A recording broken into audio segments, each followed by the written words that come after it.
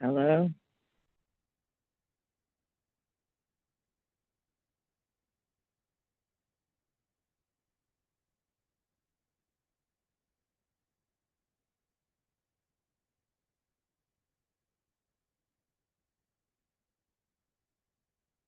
Hello, Don. Hello. How Hang are in there. you? It's just you, me, and Jay at the moment. Okay. People are a little slow to join. I'm not sure my internet's acting up a little too. So we'll see here. Kelly's here now. Well, could be there are people who don't want to get out of bed this morning. I don't know. Just a thought. I wonder why. Yeah. I know I stayed up a little too late, but hey. We all did.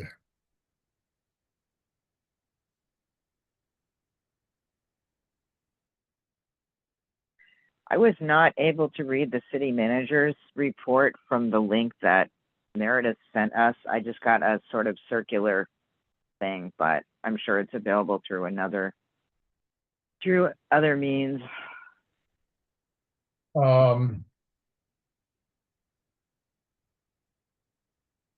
yeah, you mean, is she linked to the police reports? Is that what you're referring to?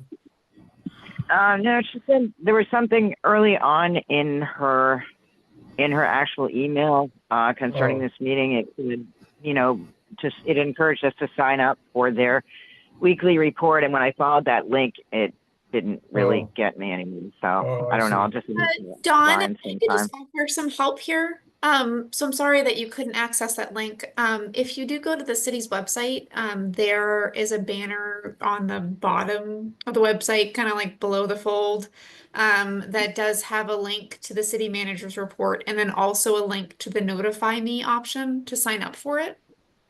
Cool. Oh, Thank you. That might be a little easier to get to. that might make Okay. things a little easier than checking it every week. Okay, well, Yes, but thank you for that.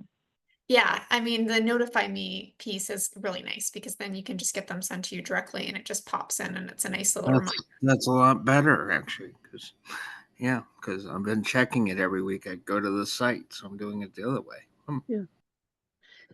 Kelly, I know you just said this, but how do you get to the notify me? Yeah, sure. So if you go to the city's website Yep, and you scroll down, kind of like below the yep, fold there, there's yep, a section that's labeled popular links. yep. Um, and so there's, 9 or so different Mm, tabs. There's a notify me button there that you can mhm. click on. Great, And when you do, there's instructions and you can sign up. wonderful, thank you.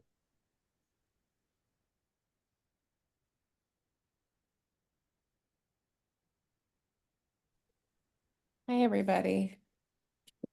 Sorry I'm late. Morning. Morning. Give me a minute to get to my notes, please. Unless, Zach, you're ready to start, you're welcome to as well.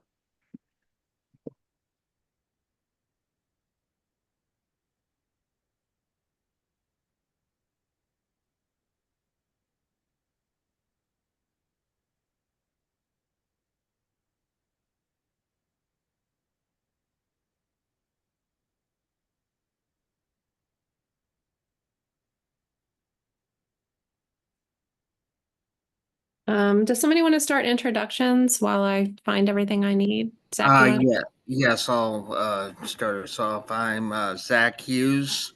I'm the I'm co-chair along with Meredith here of this task force. I also provide uh, community support in the community and do various other volunteer things. All right, I'm going to pass it off to Tori. Um, I'm Tori Rodine. I'm a member of the task force. I live in Montpelier. Sophie? Hi, everyone. Sophie Lewis, a member of the task force and Montpelier resident. Sal.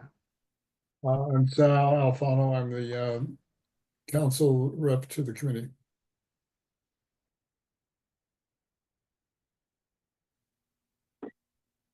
Dawn Little, Montpelier resident.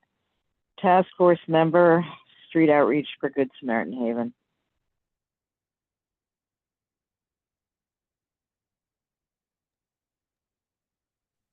Jay, do you want to introduce yourself? Voorhees. I'm the pastor of Trinity United Methodist Church and just an observer. Thanks for being here.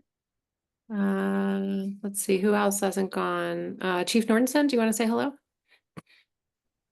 Hello, Eric Nordenson from the Police Department. Thank you. Kelly? Hi, everyone. Kelly Murphy, Assistant City Manager and Staff Liaison to this committee. I'm Meredith Warner, interim co-chair along with Zach of this committee and a staff person at Good Samaritan Haven. Did everybody introduce themselves? Sorry, I was a little bit preoccupied finding my notes. I think so. First item on our agenda is introductions. We've done that. Review and approve the agenda. I'm going to drop it in the chat real quick. I can find the chat. And so the agenda as proposed is to approve the minutes, then public comment, task force administration, updates, and that can include issues related to city council, motel program, street outreach, overflow, legislative updates, or community support updates. And then finish out our conversation about budget recommendations, do announcements and adjourn. Is there any, could someone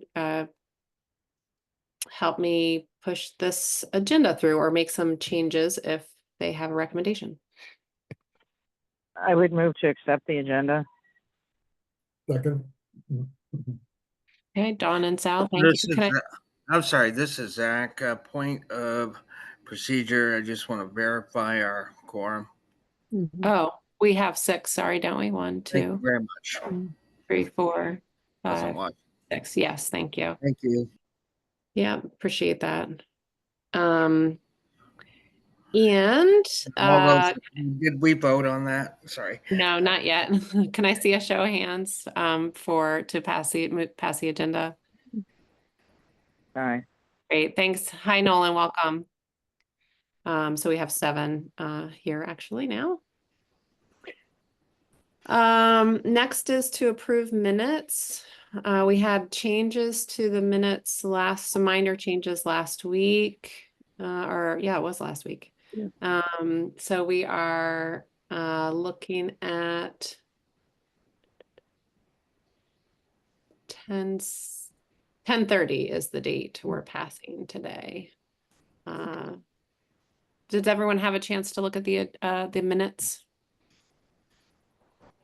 Anyone have any suggestions for minutes or want to make an offering? Yes, go ahead, Tori. Yeah, I had a question. Ken Russell is listed as being absent at one of the 2 meetings. I can't remember which one. I wasn't clear if he's still on the task force or not, since he hasn't been at the task force in several months. Go ahead, Zach. Yeah, this is Zach. My understanding is, well, I don't know if he will do it, but he has talked about leaving the committee, but I don't know if he will. Yeah, I don't think he's actually done it yet, though. Yeah, I didn't think he had either, but he also hasn't been here. So I'm wondering, can we, if he hasn't left, can we get him back? Yeah. Yeah. Why don't we add an item we'll just put that under task force administration to talk about general recruitment and things like that. So again, we're looking at the minutes from 10:30. Someone want to make a motion to change? Motion. What did you needed a change in there, or? I don't think so, unless you have one. I just want a motion to approve that. I'll second. Approve the minutes. Thank you. Can I see a show of hands to pass the minutes from 10:30? Aye. Thank you, Dawn. I see everybody's hand. So are there any abstentions? Any no votes? Okay, thank you. Minutes pass. Now's the time for public comment. Just want to welcome Erica Martin, who arrived. We just had already gone through introductions and have approved the agenda and minutes. Erica, would you like to introduce yourself?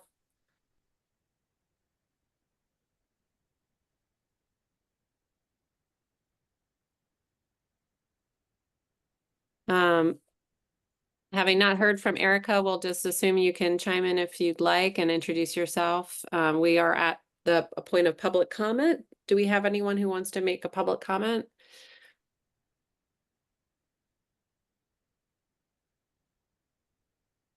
All right.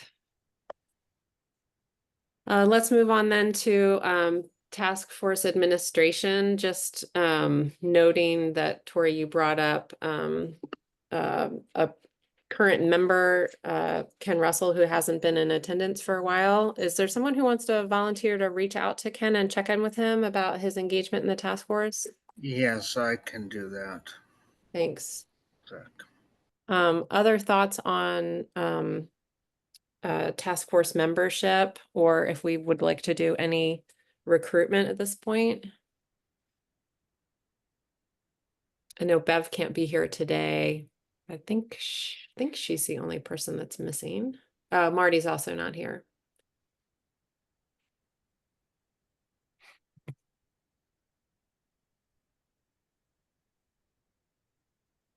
All right, hearing none, we'll just start by checking in with Ken. Thank you, Zach. And any other task force administration, just things we need to figure out about how the task force is functioning and any specific needs. I wanted to raise one thing. We have our schedule is currently, we meet first, third, and fifth Wednesday. And so we have these occasional fifth Wednesdays, which I would be in favor of letting go of that fifth Wednesday and just sticking to first and third. And I just wanted to raise it for folks to think about it. I don't feel like we need to pass it today, but I would like to hear from people what their thoughts are, or if there's value in preserving it. Does anybody have strong opinions one way or the other? I always liked the every other week because I found it easier to keep track of, but that's just me.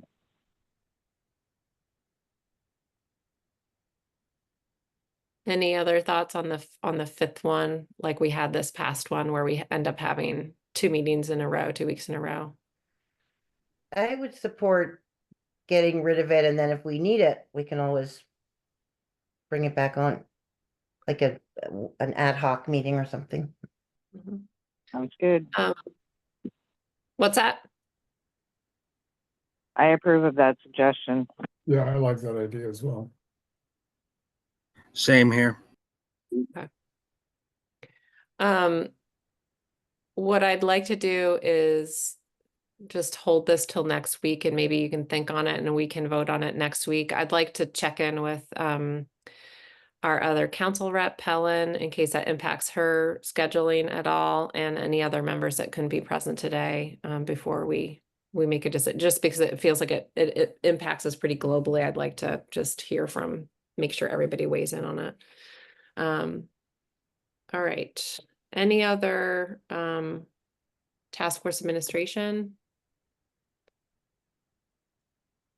All right, we're on to updates. Anybody want to provide any specific updates over the last week? This is a time where we can talk about conditions on the ground outside, what's going on. Maybe there's any movement or change or conversations happening in council, what's going on for street outreach, how the shelters are faring, and whether or not there's been any state level movement. And then we also added recently community support, which is a good place to check in about other community efforts to support folks that are experiencing homelessness. In particular, I think day space, day shelter, and meals are relevant there. Does anyone want to start with an update?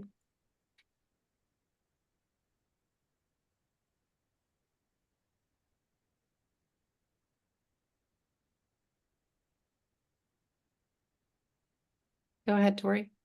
I'm only jumping in with this because other people haven't jumped in first with things that are more pressing. I hope everybody saw the article. There's a very large article in the Bridge that just came out. It's online right now about the situation on the various perceptions of the situation on the bike path, and quotations from a number of different people, including, I think, the person from the Planning Commission and you, Meredith, and others. And I think it's also Chief Nordenson. Anyway, I hope that people have seen it. And I would at some point like to know it sounds like there's been some follow-up in terms of talking with the Planning Commission. So it would be good to get an update on that. And this is Zach. There is some movement on talking with the Planning Commission and also trying to work in the other committees too that might be talking about it. So, I just want to let you know, I did go in front of Planning Commission briefly, and then Meredith and I have been talking with Planning Commission folks as well. Yeah, we don't have I don't think we have anything solid yet, but our plan is to meet with Ariana and Maria, who are the chair and co-chair, or I'm not sure what the structure is, of the Planning Commission, and hear from them about their concerns and any ideas they might have, and just, how they want to proceed, if they'd like to do kind of a joint meeting with the task force and the Planning Commission to think about some solutions, how to navigate these community challenges. So I don't know if folks have any input they want to share that Zach or I could take to the Planning Commission.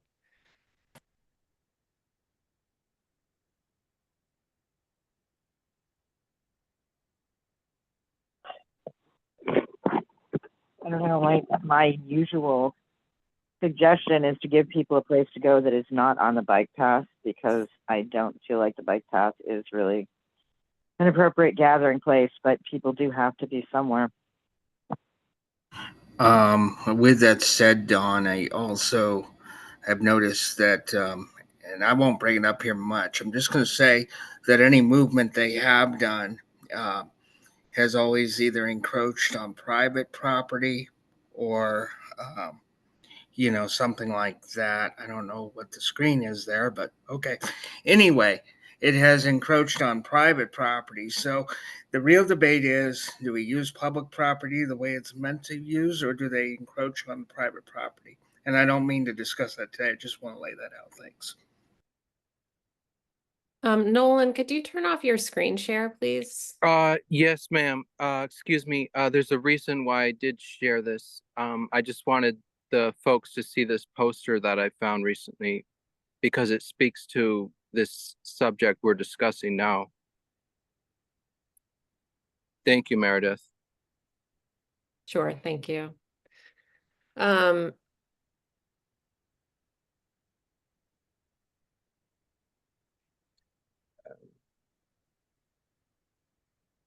Yeah, I mean, I think the best I can offer is that we'll meet with the Planning Commission folks and see if they've got some recommendations or some ideas of how to proceed and how to work together. I'd love to hear at some point from the school community and some ideas of how to support young people and everybody to have access to the bike path safely. I would encourage anybody in the task force who hasn't spent time on the bike path to do that, as well as to visit community lunches and just be really present and aware of how those spaces are utilized, and the level of need that is out there right now. I just think it's really important for all of us that are on this task force to be, present and aware.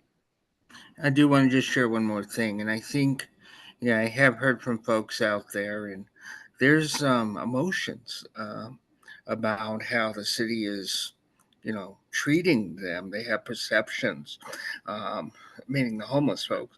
So they are, saying, hey, we want to work with you, but y'all are treating us pretty roughly.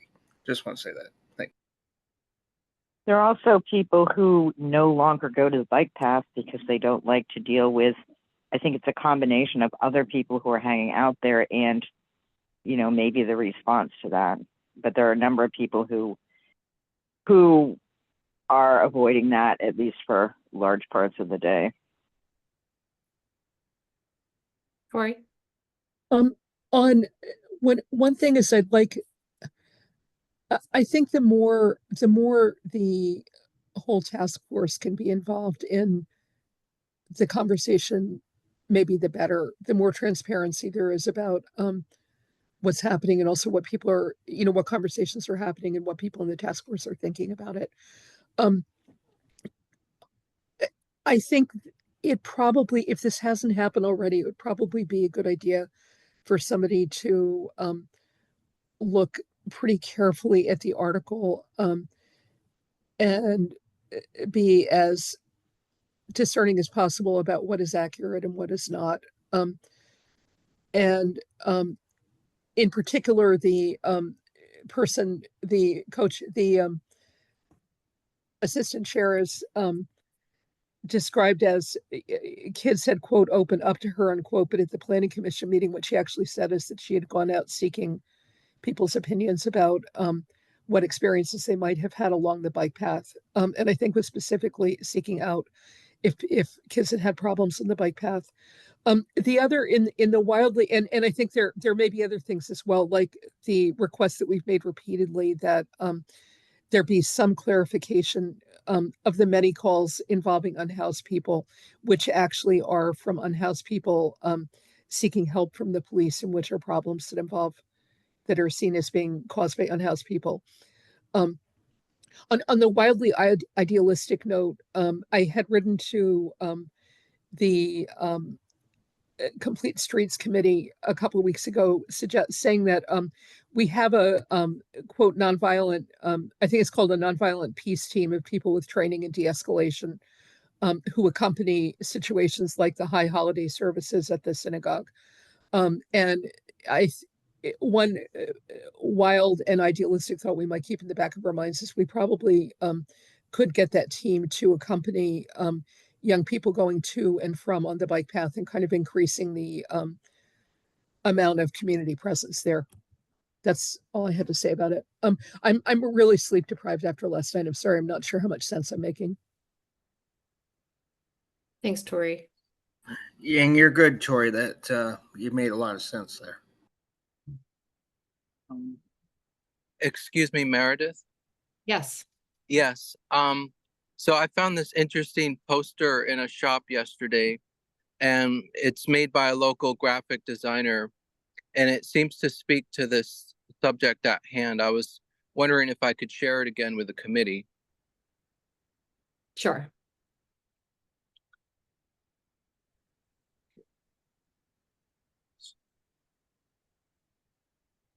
Thank you. It says, "Greetings from weird and wonderful Montpelier, Vermont."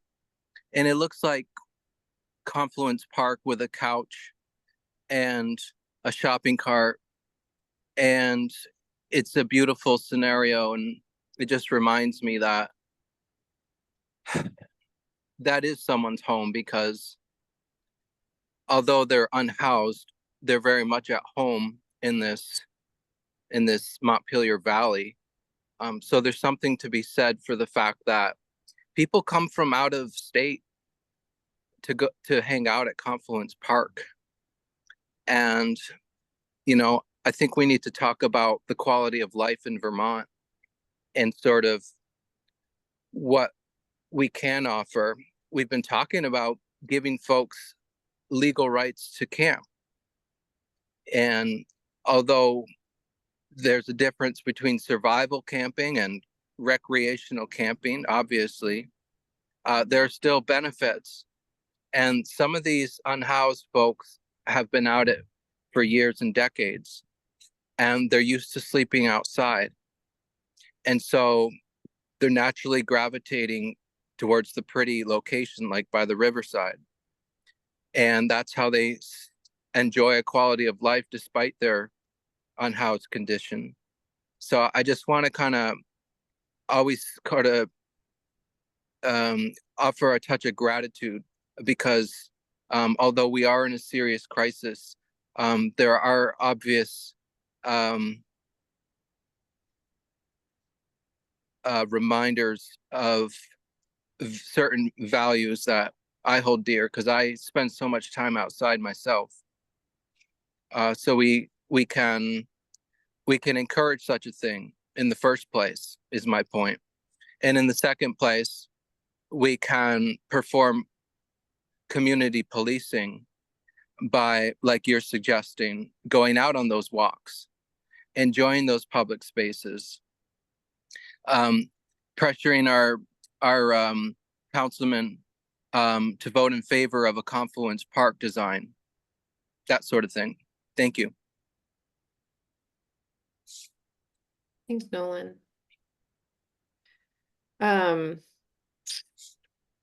I think unless people want to talk about it further, I think. Go ahead, Zach. Did you have something? Yeah, I did. I think the committee needs to also be, or the task force, sorry, needs to be aware that there has been perceptions out there, including that this task force was responsible for cleaning up or sweeping up camps, and I've had to work really hard to let people know that's not what we do here. So that's pretty alarming to me. There's some perceptions that we just need to work on with the different folks out there. Thank you. I think probably just from a process point, if Zach and I go ahead and meet with planning folks this week and provide notes back to the full task force for us to discuss next week, steps to move forward. At that point, maybe constituting some sort of team to really take that on, whether it's us generating ideas, getting really solutions based about how we can make recommendations, or maybe also working together potentially with the Planning Commission to do the same. So does that sound like a reasonable process for folks? Okay. Does anybody want to talk more about the article or Confluence Park before moving on? I'm happy to give some shelter updates. Go ahead. This probably goes better in the budget section than it does in the Confluence Park section, but I did, when we get to the budget, one of the things I would like to see is money for trash removal, not just of abandoned camps, but of places where people are actively staying, because it's sort of unrealistic at times to expect them to bring their trash into town and dump it illegally somewhere. But I also know that in the past, when people were hanging out near the bike path, there was an accumulation of trash that at times exceeded the capacity of the trash barrel. And rather than incurring, further unbudgeted costs to the city of providing more trash barrels, I would like to see some of the budget maybe put aside for dealing with the impact of any sort of gathering space. As far as trash removal, whether we would have to hire someone, whether we would have to get an extra trash barrel or whatever. So that really goes under budget, but I would like to see some attempt to address the impact. It really disturbs me to think that people would need to be escorted along a central part of the bike path in downtown during daylight hours. I find that really disturbing. I mean, maybe it's a necessary thing, but it seems to me that there have got to be other solutions. And maybe trash collection is a small part of that. I don't know, but anyway, sorry being out of turn on that. No, excuse me, Meredith. Thank you. Thank you for saying something, Don. I agree with you 110%. It would be that little budget that would hire someone to go around cleaning up things. Exactly. Well said. Great. Let's I'm gonna just ask Dawn and Nolan to just be responsible for kind of bringing that forward when we get to the budget conversation, if it needs tending there. Go ahead, Tori. This is just one more quick thing with regard to the article. I'm curious, I would be likely, if I were not a member of the task force, to go through that article sometime over the next few days and write a response to the bridge. I'm uneasy about doing that as somebody known as a member of the task force, because I'm not clear that we have a policy that anybody is communicating with or speaking to the press in some way that could be identified as being on behalf of the task force. And so I want to just check in about that. Do we have any policy about any of us making public statements on the issue that could be construed as being connected to the task force? And does anybody else have thoughts about responding to the article? I mean, I don't know of any policy, and I think all of us don't. are encouraged to speak out, and I would just encourage us each, if we're speaking as an individual, to make that clear. Right. I think, yeah, I think it has been strongly requested in the past that people identify their viewpoint as not necessarily endorsed by the task force unless Right. that is the case. We've also had some issues in the past with people when we have an ongoing effort to, to work with some entity out there with having people who were not involved in the effort want to start some sort of independent push. And so I feel like we really need, in any instance where we are reaching out to other entities or to the public, it's nice to communicate that to the task force first when we can, just because sometimes we can work at odds with each other. And that maybe that's less in the area of public comment than it is in the area of working with having requests to other entities or landowners or whatever, because you can really do a lot of damage that way. Sometimes we're pushing for things that are in opposition to each other. Anyway.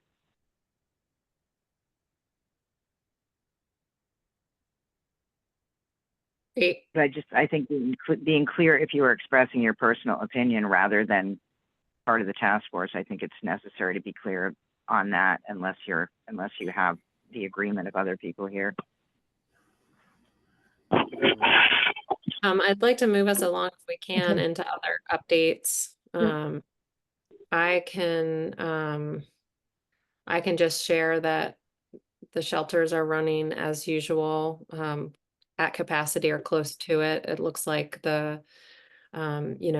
depending on weather, we're running from between 10 and 20 people at the overflow at the Elks. And I'm sure that's deeply appreciated on the colder nights, although it's quite nice and quite warm today.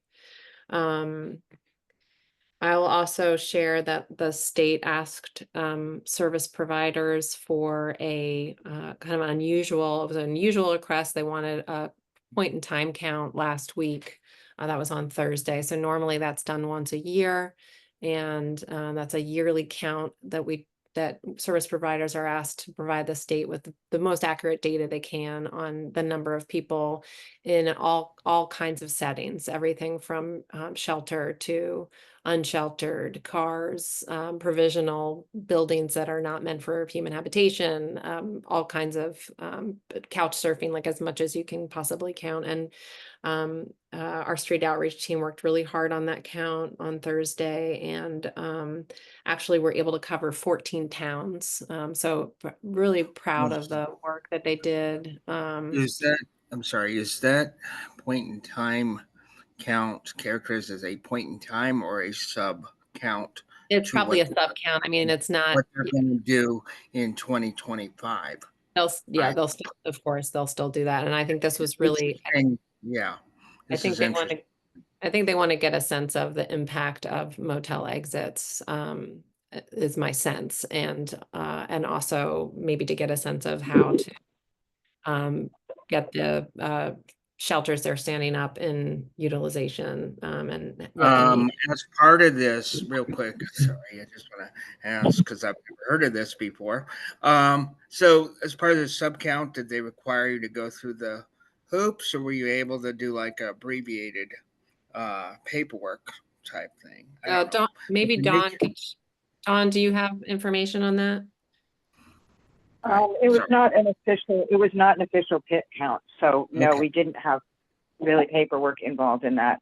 I mean, we know who we're talking about, but we were not required to submit, nor did we use that in gathering the information. I mean, no external paperwork required of people that were out there.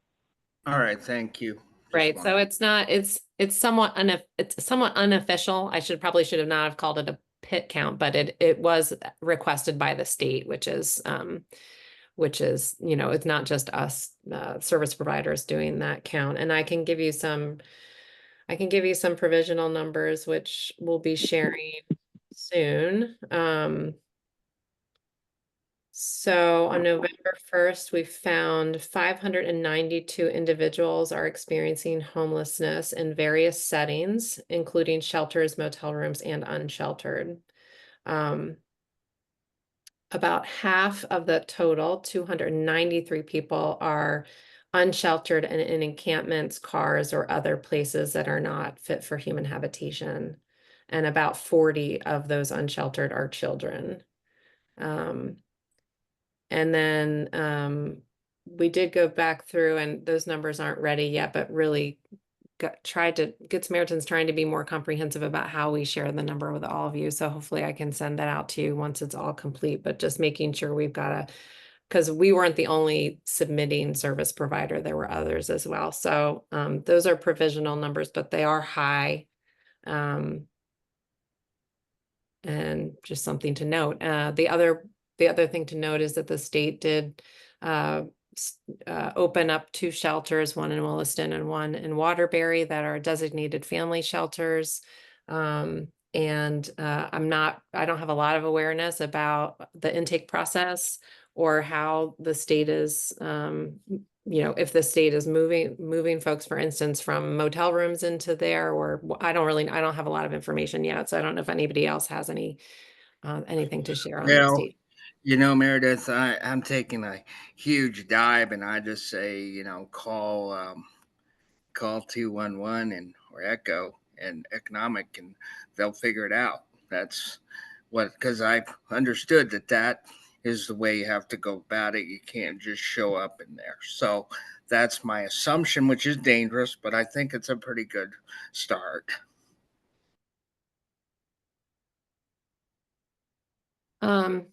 Jay, go ahead.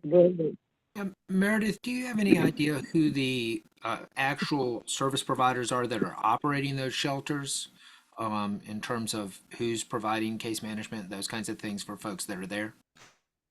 Yeah, so those are all Washington County figures. Hold on one second. Let me get back to my spreadsheet. So it'll be Good Samaritan will be the largest shelter provider, but then you also have the Veterans Home in Northfield, Circle, Family Center has a few units.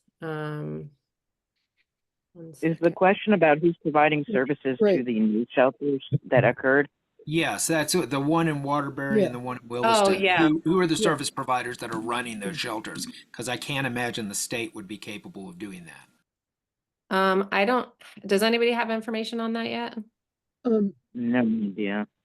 The paper said that some of them are state workers, and there was an article that said specifically some organization, I don't know if it was in Vermont or out of Vermont, is also participating in that, but I can't remember what it was. But it was in the news over the last week or two. Was that in the Waterbury Roundabout article, Tori? Probably, yeah. I think the state is contracting with an outside organization for some of that. That's what I had heard, that it was going to be someone from out of state.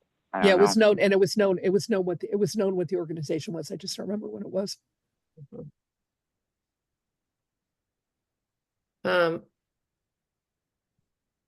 Did that answer your question, Jay? Awesome. Thank you. Okay.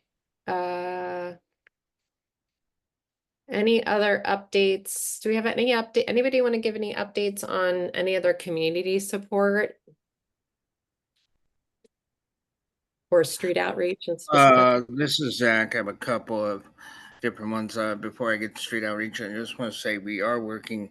I think Tori, Sophie, and myself, and maybe you, we were working toward getting a community or whatever, the outreach group going, and we just weren't able to get that off the launch pad this time around. But I had given some times. I just want to let you know we were trying to do that.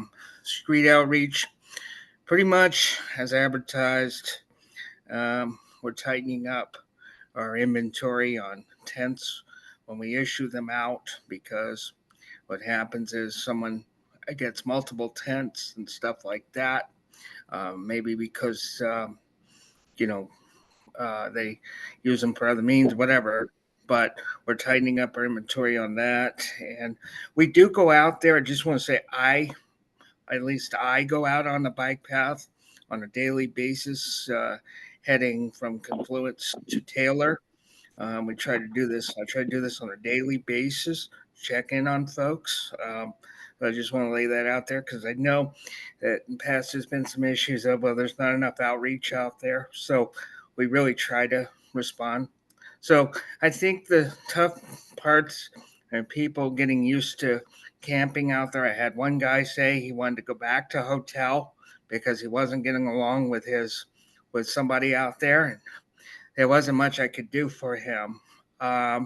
So I'm just, we're still getting used to all this, and but I would say the camping gear and the supplies and just the tolerance in general. My frustration, just real quick here.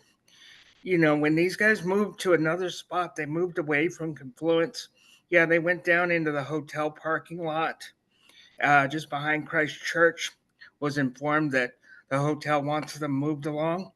We're not gonna move them because that's on private property. But I will say we check on them regardless if they're out there. I think it just goes to this idea of we need to find a spot. Thank you very much. I'm going to say also regarding street outreach that I'm sort of concerned as the weather gets colder about the lack of a low barrier gathering place. Either partly I'm concerned about the lack of a warming space for people who are not able to go to any of the existing places. I mean, it's great to say, oh yeah, they can go to the library, they can go to another way, they can go to a closely monitored program where they have to be breathalyzed. But honestly, a lot of people aren't going to be able to do that because the reality of their situation medically is that they need to drink at some point or they will be sick. And if you can't drink at night in the overflow shelter, then you got to do it during the day. So I guess my concern as it gets colder is I'm concerned about people not freezing. I'm concerned about people if there's not a central gathering place and people move away to avoid Confluence Park. I'm a little concerned about people doing that in isolation and maybe slipping through the cracks because they don't have a central place where people can sort of keep an eye on each other. So again, lack of both types of day space is a concern of mine as it gets colder. Thank you. Thanks, Dawn. Does anyone, I could just tell you about my experience at community lunch yesterday, but I don't know if there's anybody here that has a broader update on community lunches. I'll just share that I stopped by Monday at community lunch at Christ Church, and at 12:30, which is a half hour before they closed, they already served 76 meals. And I think have been getting close to 90 daily, getting to 90 daily. A lot of people doing takeaway. A few people were taking away for multiple people in a family group. Also, just a high level of need, high level of older people with food insecurity. And also just hearing from the people who are staffing those spaces that they're finding people need to come in earlier just to get out of the outside and indoors to use the bathroom. So they've got a lot of people just using that as a day space in the morning. So, just I want to just keep that program, and I'll try and check in. I don't know if anybody else has the capacity to check in with Beth Mayer. I think it'd be really useful if this body had some numbers and report back from community lunches on the regular so that we could just have an awareness around need. I'm happy to do that unless somebody else volunteers too. Thanks, Tori. That would be great since you have a relationship with her. And just, I wanted to invite Kelly to offer if she has any more information about what was in the city manager's report. There was a note in city manager's report stating that the city was looking to gain an understanding of resources needed to support camping on city property if needed. And I wanted to give Kelly a chance to give us any updates she might have. Sure. So we had a request to have an agenda item. We actually, since even the publication of last week's weekly, have had some internal discussions about that agenda item, and it is not going to be an agenda item this week. So we're evaluating what it would take to resource, camping. But at this time, we won't have a discussion coming forward. And it is my understanding that, the intention around that really was to get a sense of the sensitivity around certain areas. So with, Country Club Road, for instance, we have posted that as sensitive for consistency based on the policy. I know that based on the prioritization of this committee, that policy is something that will be under review. And so we are kind of folding that conversation into a review of the policy itself, to kind of see what that means and what it would take to resource something like that. We are not in a space right now to be able to. I'm sorry, Kelly, if you could elaborate when you say resource, something like that. What are we? So, using I the mean, word money. resource? I think it's, if we were to establish public camping at that location or any other location for that matter, it's a pretty hefty price tag in terms of the things that would be needed. And so that's what I mean. And so we are looking at what it would cost to do that, so that then we can have that conversation. Because we want to make sure that we can help our unhoused neighbors, we also need to be realistic about what we have available for resources. Is there potentially a graduated scale of options? I mean, I'm sure there's some middle ground in between full management and amenities and absolutely no idea where to put this tent down for the night. It seems to me that there is a range of options of widely varying costs, and I'm just wondering if you're looking at the full range, or if you are assuming that it needs management, it's going to be this horribly expensive thing. Because from where we are right now, which is pretty much nowhere, it seems there are a lot of smaller steps that could be taken. And I know you have other considerations, as well as just the material costs, but I'm just wondering if you are looking at other options and keeping in mind that, basically people do need somewhere to go. And I understand that sanitation is a concern too, but. I mean, I get that, Dawn, and for sure, there are a range of options, understood. But I also think that there are, some implications that I think we'll need to kind of talk through when we review the policy. Because it's not, even if we, for instance, we're talking about Confluence Park and receptacles, like, great. But I mean, that's something then we would need to just sort of plan for and fund. And, perhaps that's a recommendation that comes out of this committee. But I think at this point, what I can see going forward is probably a review of the policy and sensitivity.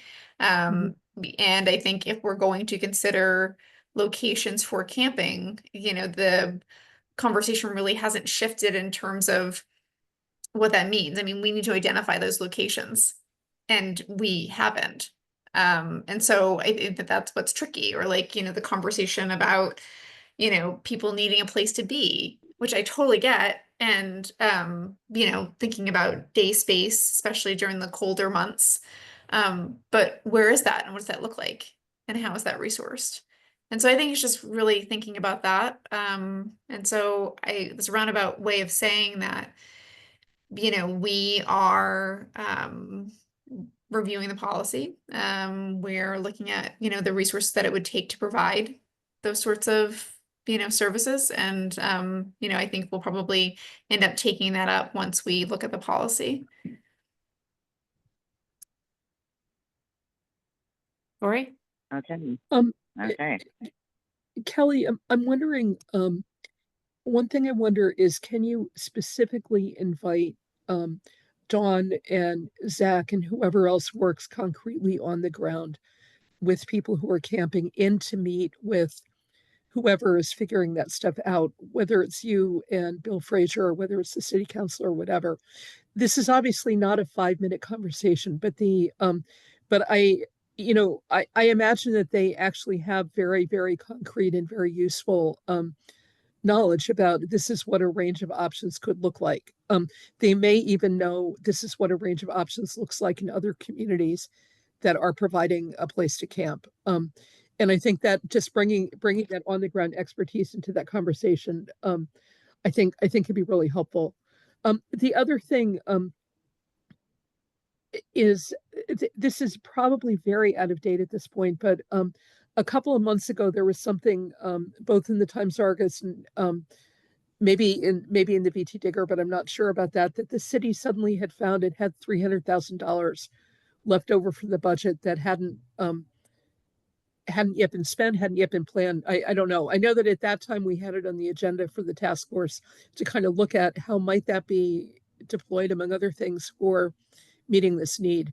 And somehow that conversation, I think, never happened. But I just want to gently put it back on the table. I assume by now somebody has spent it on something else, but So I think just a point of clarification there, Yeah. is that money was never available to be spent.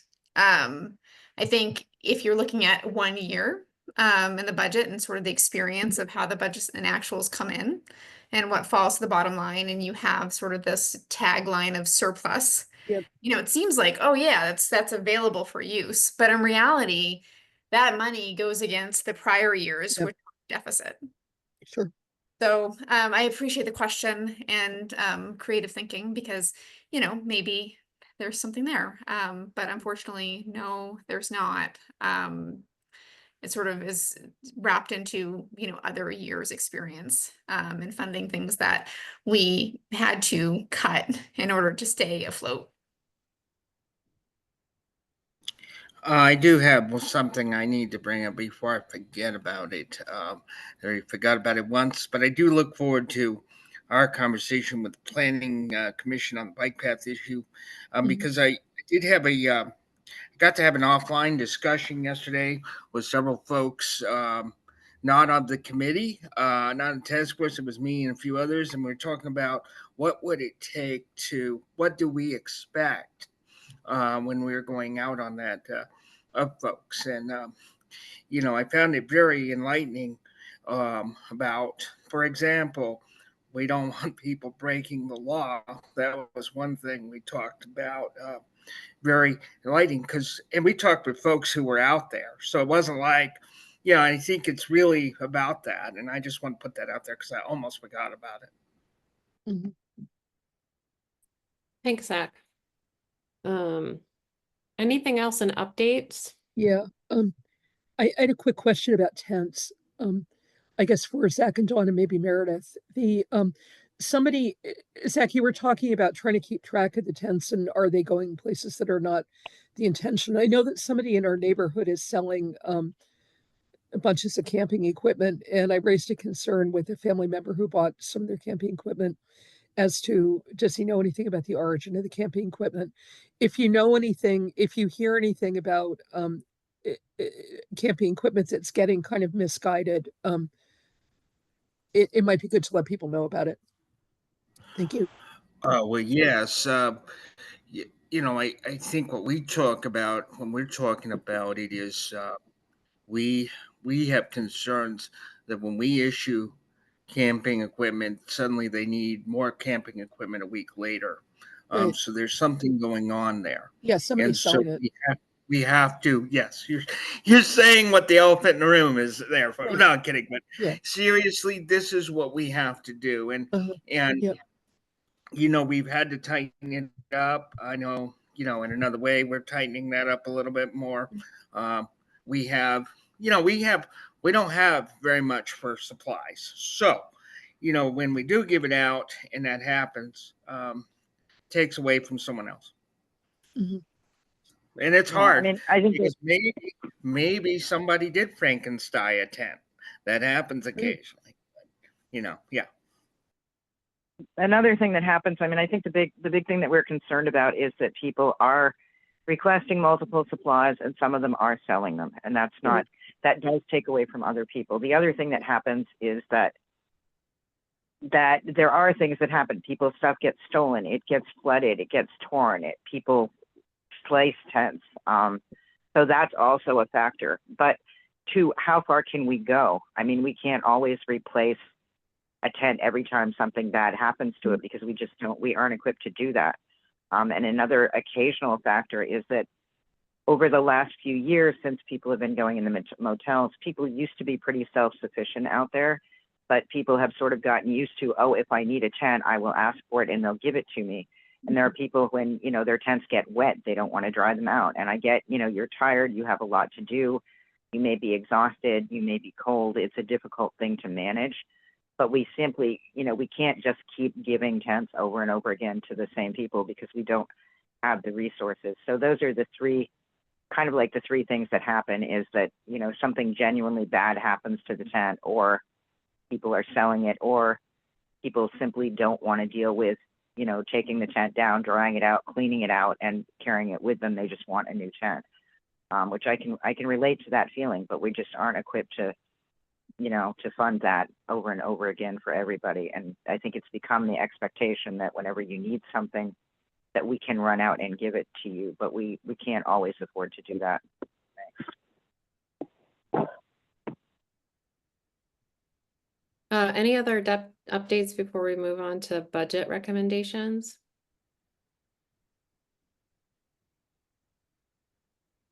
All right, I'll move us along then. Everyone should have received the updated draft for the task force budget requests for FY 2026. I modified it based on the conversation we had last week. I'm going to share my screen so that you can see it.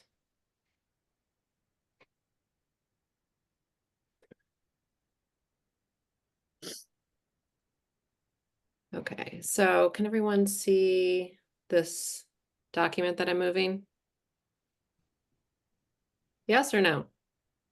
I don't think so. There's something there, but I'm not sure it's what you're trying to put up there.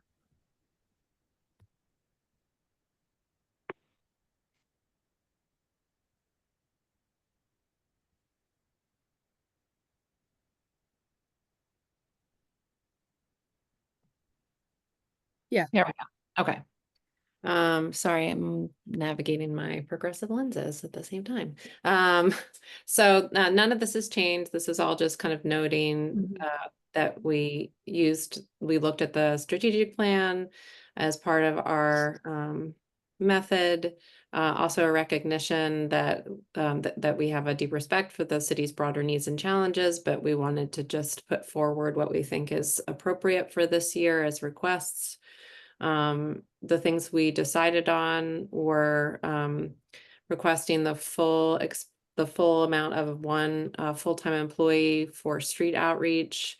We brought over previous year amounts for motel rooms, transportation support, and winter overflow shelter. We also talked about, we made this community relations and engagement more general.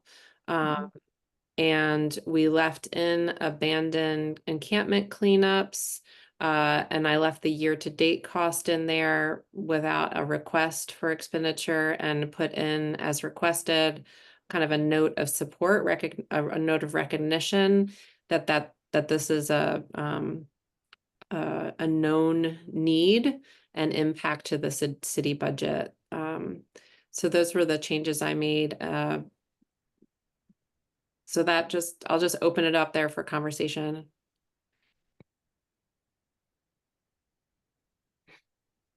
Clarifying comment here is that I do remember mentioning last week, and I don't know whether we had formed opinions on it or not. At the time, I saw that as coming under abandoned camping cleanup, but I see it as a different issue, would be the cost, again, of reducing the impact on the environment or to the public of currently active campsites, particularly since people have less idea of where to go, and they are often more likely to be near the public or in places where the public will be going. And I don't know, I just see this as, if we're asking for $10,000 for, you know, community relations or whatever, I think we could ask for some money to help reduce the impact of camping on the environment and on the public and on the people who are actually camping there. But I'd love to see that. I'd love to see that in there somewhere, rather than under the heading of abandoned campsites, because I think that's kind of a different issue.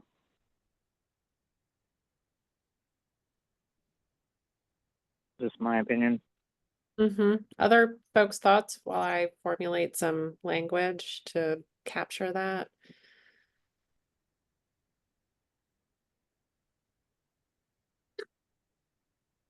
Thank you, Don. I just wanted to say thank you for requesting that once again.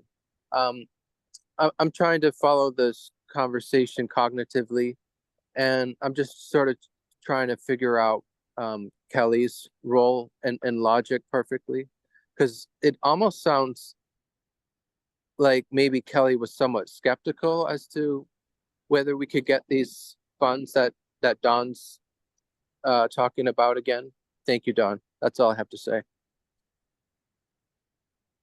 Well, I will say in the past that some of these needs we have had offers back during COVID, which I assume is much less, like many things, is less available now. But at one point we did have a church that was willing to fund a dumpster near a very active campground, you know, campsite or whatever. And that, you know, at that point, the campsite was broken up and people dispersed.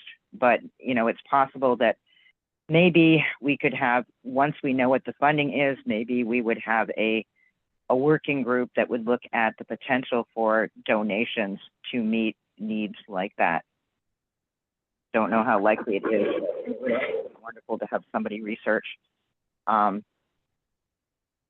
you know, again, what is being done in other communities. She said, getting off topic. That's it.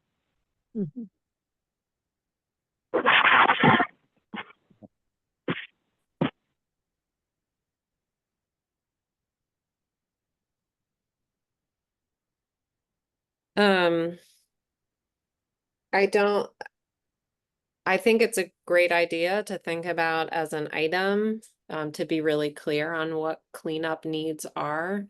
I don't know how to get in this time. So our objective, just to be clear for today, is to be able to, as a group, hopefully pass these recommendations so we can put them forward. I don't know how to put a number to that, those needs. It could be that it comes as an acknowledgement of a need, and that's enough to give a recommendation to council that the administration and the city might just have it as a creative thought about a need that's in the budget more generally. So I don't know if people have thoughts on how to navigate that. I think there's all kinds of needs that are that pop up out of this one. And that the city's already having to incorporate anyway, from my understanding. So for every time someone, if I get this wrong, Kelly, you can chime in, but for every time someone's camping out and it gets trashed over there, y'all are having to bring in some person or company to clean that up. And these are needs that are popping up, as I understand. I don't know if they still pop up, but you know, so I mean, I don't know. I'm just talking here. Well, maybe that would go under the support under the $10,000, and perhaps I'm wrong, for support of public perception, in that all over the country and probably all over the world, part of a large contributor to negative public perception of the homeless is the amount of garbage associated with encampments, not just centrally in town, but wherever they are.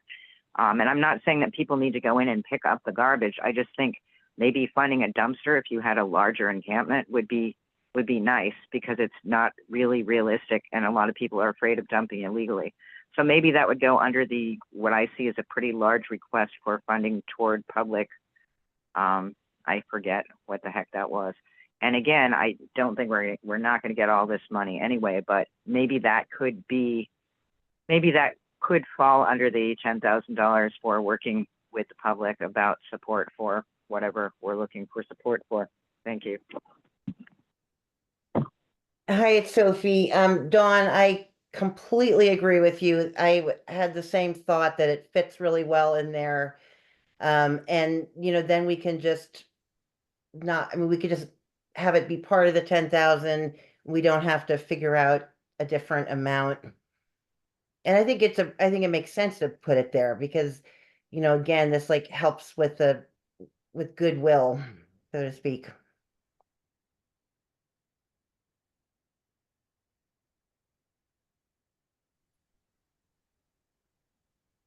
I'm just doing a little. I see Sal there. Can I go Go ahead and ahead, Sal. recognize? Yeah, is just wondering if how this is going to be presented to the council. It's a bit of an outline. I mean, I think it would be helpful because the ask is considerably larger than what's been budgeted recently. If there was some detail, so just for example, emergency motel rooms. If there was just an example of what that is, how it happens, how often it's happened in the past, that sort of thing. Transportation support, sort of the same sort of thing. What is the cost? What are you paying for? How often has it been needed in the past? That sort of thing, just to give counselors some context on these line items. I think the same would be for cleanups. Encampment cleanup, I imagine there's some labor in there, but there's dump fees, transfer station fees, I don't know. But So any additional information would be helpful to the council when they're trying to evaluate this kind of funding. Thank you for that.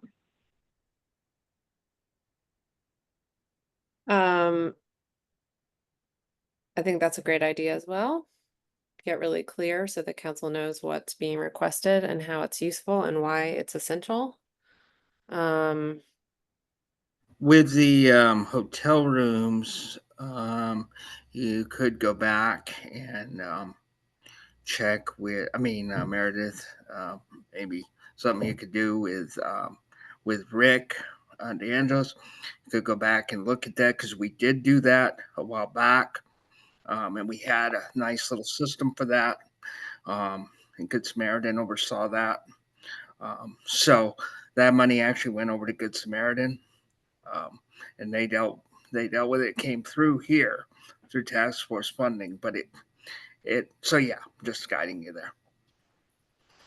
Thanks. And I think getting to like narrating a scenario, I think it might be easy to assume a council person might not know why a motel room, for instance, is needed at a particular moment, and demonstrating a particular scenario where that's why that becomes essential in that moment. Yeah, exactly.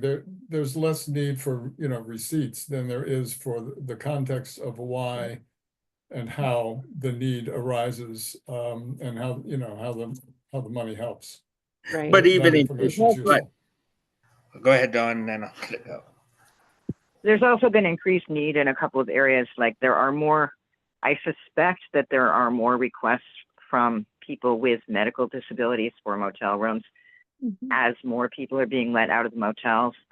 As to how many more we've actually provided, that number I don't think is that great, but there certainly are more requests, and I think somebody at Good Samaritan could address that better than I could. I also know that we had pretty much one source of transportation for a while. There's a potential for one of the cab companies, but I do know that we've lost some of our sources of transportation for people to get to shelter at night, for people to get not to the overflow shelter unless they need to get to Montpelier, but people getting to motel rooms either in other counties or even locally, and occasionally people getting to the court or people moving stuff from their encampments. We've lost a couple of our traditional sources, so we should probably mention that So- as a reason for maybe requesting funds. So the other thing that I just want to lay out is just because you have money for that emergency hotel room doesn't mean it's going to be there. As I recall, we talked about, I know at one time Rick was in here talking about getting a block of a couple of rooms so that if we had to, I do remember we discussed this, so we definitely would continue that. Thanks. Continue that. Okay. That in turn creates a need for transportation. I do know that a couple of years ago, and I don't know how it will be now, but a couple of years ago, it was so hard to find a motel room that I was sending people down to Norwich, Vermont. I was sending people up to Colchester because there were people who had the need, and there was absolutely nothing available in our county. So sometimes we do have to transport people out of county. Sometimes it doesn't happen, but that is a need that impacts both the motel room funding and the transportation funding.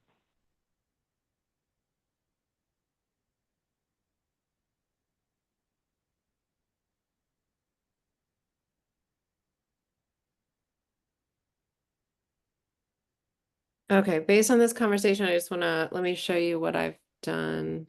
Sorry, my external keyboard stopped working, so I have to type on my laptop, which is really hard with my hand situation. So just give me a second. So I'm just gonna share the document again to show you what I've changed.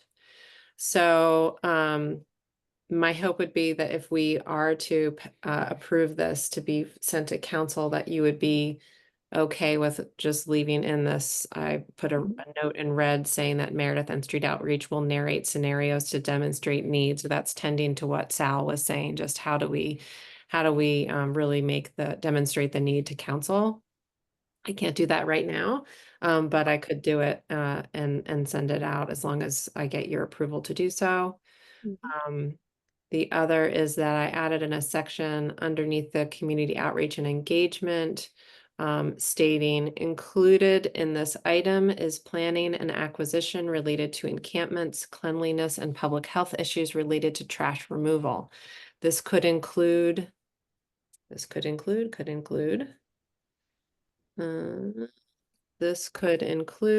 dumpsters, additional receptacles, regular trash collection as needed at campsites. Porta potty question mark?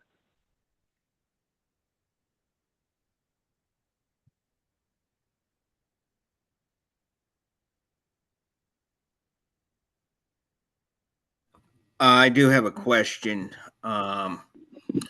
It occurs to me. So we had that 3-hour meeting with council. And I'm just wondering if we have anything that came out of that that could be looked at as well.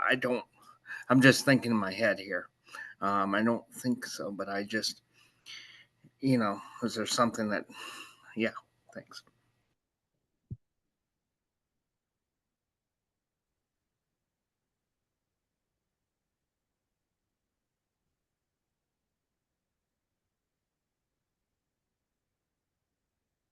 I'm going to share this again.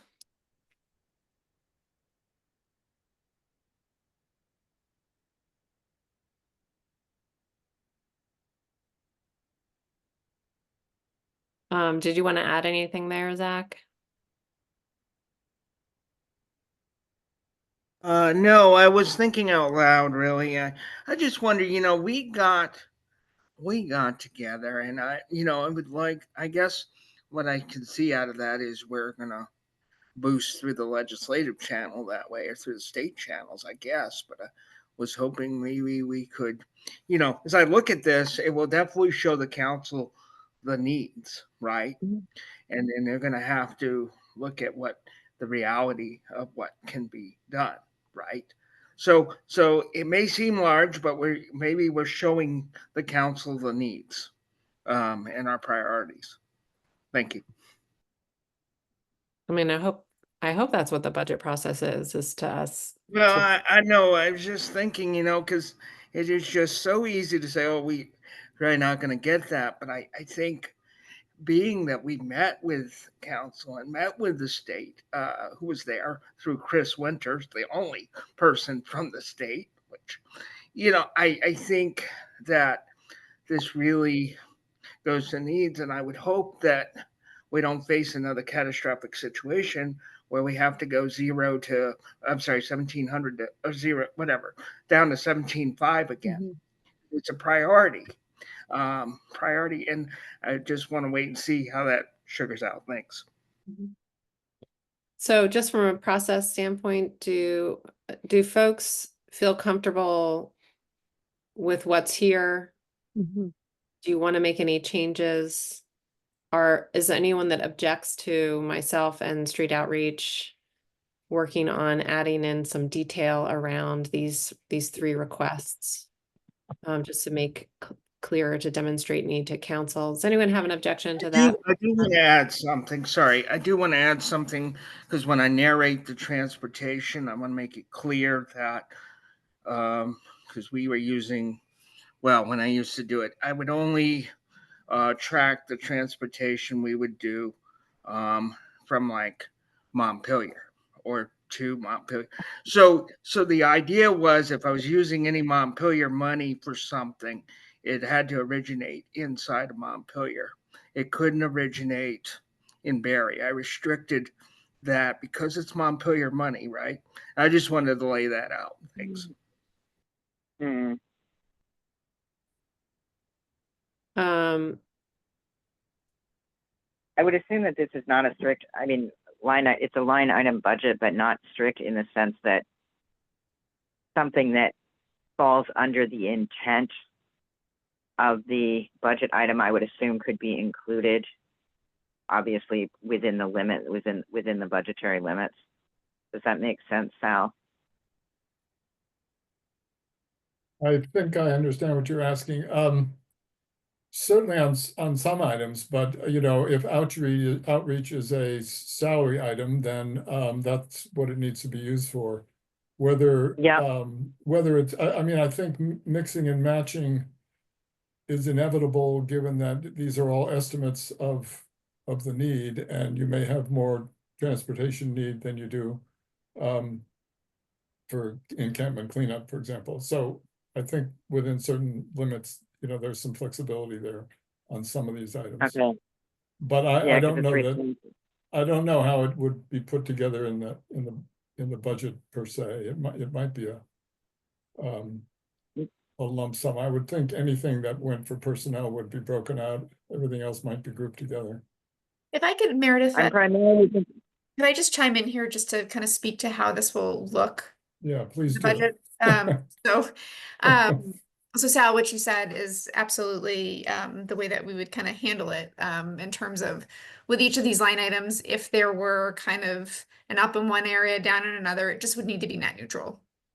So, like making sure that it's within the appropriation. And then this would be a line item within the budget. So it would just be a single line item with all of these items. So with the peer outreach, for example, that funding would go to a service agency. It wouldn't be run through the city. So it wouldn't be a separate line. It would just be an individual. There's a total appropriation for the sum of these items. I guess my concern was also about when we give you a context for something like transportation, what the way I see it is that this is typical anticipated usage. It might not be limited to these exact scenarios, but this is the kind of thing that we are looking at. But within that context, it would be responsive to what needs came up that fit the spirit of the item.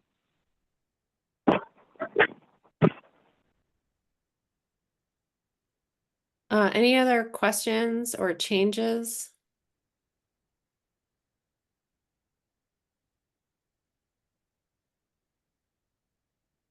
Did we want to go ahead and try and vote to affirm these requests and send to council? Do folks feel they're, I just want to get a look at people's faces. Do folks feel they're ready to do that?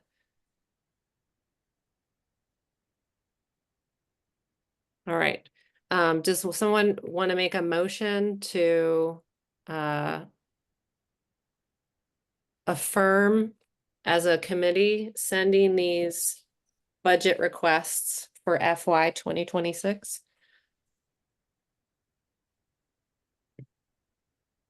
So moved. I'll second. This is Zach. Okay. Any other conversation?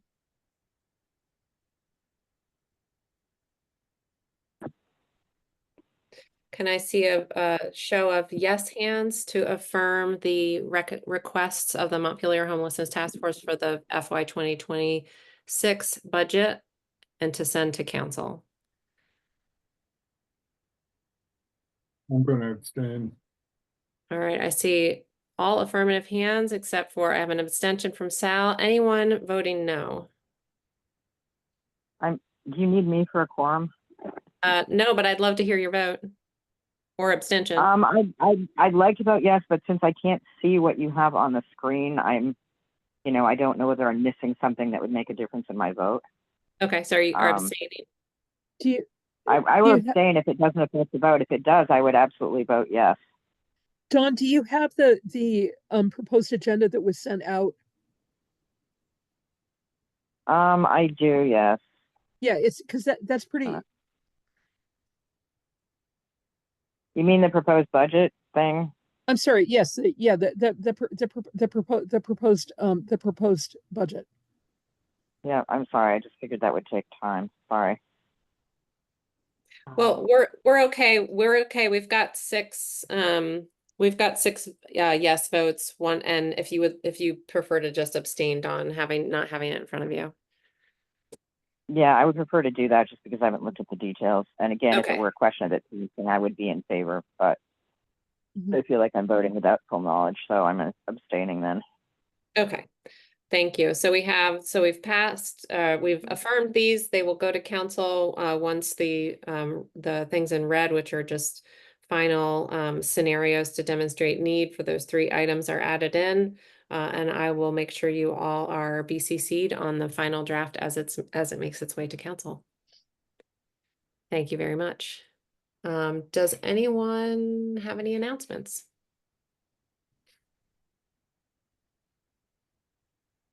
Does anyone want to make a motion to adjourn?